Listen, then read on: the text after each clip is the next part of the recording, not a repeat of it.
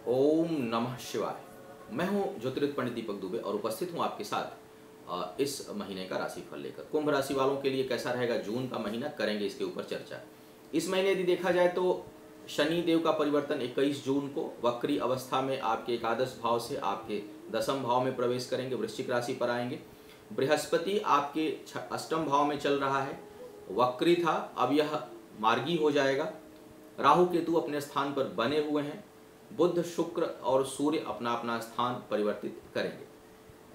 क्या होगा इसका परिणाम आपके ऊपर, करते हैं इसके ऊपर विस्तार से चर्चा। सबसे पहले बात करते हैं आपके लग्नेश शनि की। शनि आपके एकादश भाव में था, आपके शरीर के ऊपर दृष्टि थी, केतु के साथ दृष्टि थी, जिस कारण यह महत्वाकांक्षाओं को बढ़ा तो रहा था लेकिन काम में विलंब हो रहा था, काम में उन्नति नहीं मिल रही थी, क्योंकि शनि केतु का जो कॉम्बिनेशन है वो स्लो डाउन करता है। अब यह दसम भाव में आएंगे। दसम भाव में आने के कारण हालांकि वक्री अवस्था में रहेंगे, लेकिन लग्नेश दसम भाव में अगर आता है तो आपके लिए कुछ अपने से बड़ों का सहयोग प्राप्त होगा।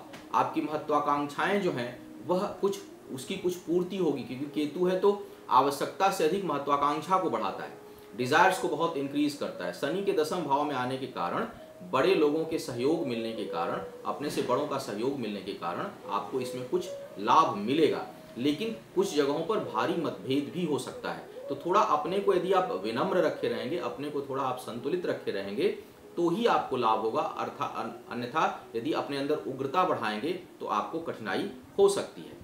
इसके साथ साथ यदि देखा जाए तो दसम भाव में एक और परेशानी का कारण है, अगर उग्रता, विशेष करके जैसा मैं कह रहा हूं कि उग्रता मत बढ़ाइएगा, अपने को शांत रखिए तभी लाभ मिलेगा, क्योंकि मंगल भी कुछ समय बाद अपनी नीच राशि छठे भाव में आपके चला जाएगा। दसवें से छठे भाव में जाने के कारण राज्य भंग योग बनेगा, तो इस कारण ये क्रोध पर नियंत्रण करने की सलाह रहेगी, आपको आवेग पर नियंत्रण करने की सलाह रहेगी। वैवाहिक जीवन की यदि मैं बात करूं तो इसमें तनाव लगातार अभी बना रहेगा, इससे आपको कोई बहुत मुक्ति नहीं मिलने वाली है। वहां पर कुछ वाद विवाद प्रतिवाद झेलना पड़ेगा आपको, अभी वहां पर कुछ कठिनाई है। प्रेम संबंध टूट सकते हैं बहुत से लोगों के, उसमें कोई बहुत राहत मिलने वाली नहीं है। बृहस्पति का वक्री होना अष्टम में कुछ मामलों में ठीक था, लेकिन इसका मार्गी होना आपके स्वास्थ्य के लिए ठीक नहीं है, तो अपने हेल्थ का आप ध्यान रखिएगा। विशेष करके बृहस्पति जिन रोगों का कारक है, क्योंकि छठे में नीच का मंगल और बृहस्पति अष्टम में खून संबंधी समस्या, रक्त विकार, लीवर से संबंधी समस्या, ओबेसिटी, आर्थराइटिस, महिलाओं में जो है वह पीरियोडिक सिस्टम में डिस्टर्बेंस, इस तरह के कुछ बड़ी समस्याएं आपको परेशान कर सकती हैं। विशेष करके चोट चपेट, सर्जरी और खून में जो है कहीं ना कहीं खून बहने या खून से संबंधित कुछ समस्या उत्पन्न होने का योग यह बनाएगा, तो आप अपने स्वास्थ्य को लेकर के बेहद आपको सतर्क रहना है। बृहस्पति की सीधी दृष्टि दूसरे भाव में अपनी राशि पर होने के कारण सेविंग बढ़ेगी।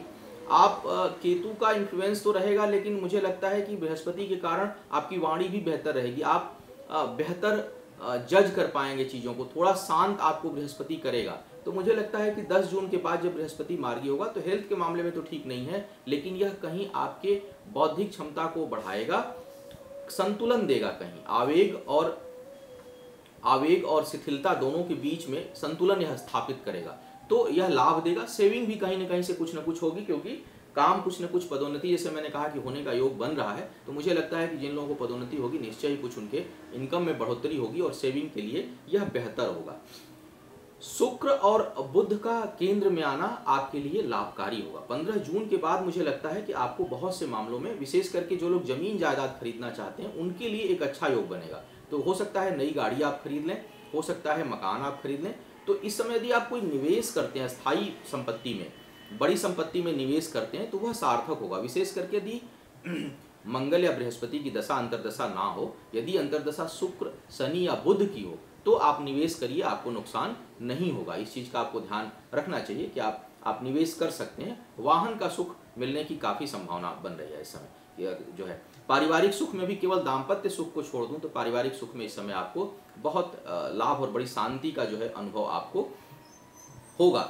बहुत से लोगों के लिए इस समय नए प्रेम संबंध उत्पन्न हो सकते हैं, तो प्रेमी युगल जो लोग हैं, प्रेमी प्रेमिका, उनके लिए यह समय थोड़ा अच्छा होगा और एक दूसरे के करीब आने का, हालांकि मुझे लगता है कि एग्रेशन भी रहेगा, तो कहीं कहीं आवेशित, प्रेम में आवेश का समावेश रहेगा, प्रेम में जो है वह आवेशित रहेंगे आप लोग, और जो है वह एक नज़दीकियाँ भी रहेंगी, लेकिन उसके साथ साथ कई बार कटुता भी आएगी, बहुत तेज झगड़े होने की संभावना उत्पन्न होगा 15 जून के बाद। तो थोड़ा सा आप प्रेम करिए, लेकिन उसमें क्रोध को स्थान मत दीजिए, झगड़े को स्थान मत दीजिए, अपने अहंकार को स्थान मत दीजिए, क्योंकि जो झगड़ा यह होगा यह अहम के टकराव के कारण होगा, अभिमान के टकराव के कारण होगा, ईगो सेटिस्फाई नहीं होगा, जिसके कारण विवाद हो सकता है। तो थोड़ा वहाँ आपको सतर्क रहना है।